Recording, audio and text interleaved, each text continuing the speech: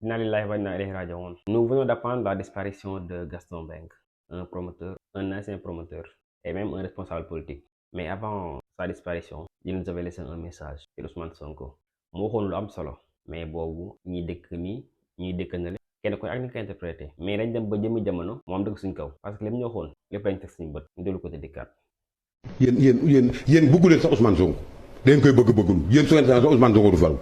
yéen Ousmane Sonko xale bu baax la jàng na borom mbokk la Sénégal la dëkk mais yéen ak parti yi ko topp ak ñu nga xam ne dégg nga maam ñoo gën a bañ Ousmane Sonko chef de parti yi toog ak moom di ko wër opposition bi ngay waxal opposition bi ñoo gën a bañ Ousmane Sonko suñu sañ Ousmane Sonko suñu yàlla xam nañ suñu sañ Ousmane Sonko ñu tëj ko keroog taxawaalu gi doon taxawaalu ji këram ak ñëw di toog ak mu toog seet ci kenn bugg ko ci dañ doon nice rek di def jëfi naa fekk kenn bugg ko ci parce que Ousmane Sonko mujjee ñëw gën leen a siiw nangu seen aura ñoom ñëpp